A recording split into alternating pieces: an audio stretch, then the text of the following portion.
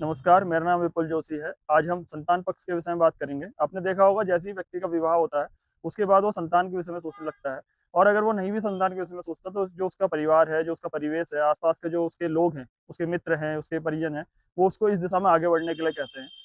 तो इसमें एक प्रश्न यह आता है कि आपने देखा होगा कि कई बार जब डिलीवरी के जो अंतिम महीने होते हैं, उस समय जब व्यक्ति आगे बढ़ रहा होता है, तो वो कई बार पंडितों के पास जाता है, ज्योतिषियों के पास जाता है या डॉक्टर से एक अच्छी डेट माँगता है कि ये हम कौन-सी डेट में डिलीवरी करनी चाहिए।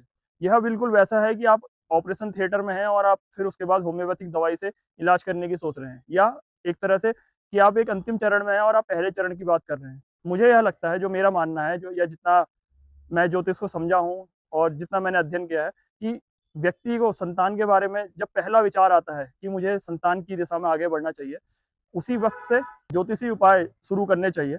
और संतान के लिए ज्योतिषीय उपाय में अगर हम देखें तो पंचम भाव जो है व्यक्ति का, वो पंचम भाव इष्ट होता है और साथ ही साथ वो प्रथम संतान के बारे में भी बताता है।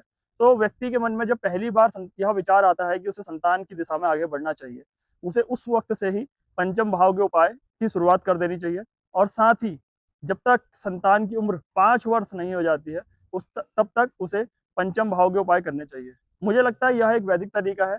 ज्योतिष में जिनकी रुचि है, वह इस तरीकों को अपना सकते हैं। इस तरीके से कोई नुकसान भी नहीं है और ये कम से कम उस तरीके से तो बेहतर ही है कि आप डिलीवरी के आखिरी महीने में या आखिरी दिनों में आप किसी डॉक्टर से पूछें कि कौन-सा दिन अच्छा है या आप किसी ज्योतिषी से मुहूर्त पूछें।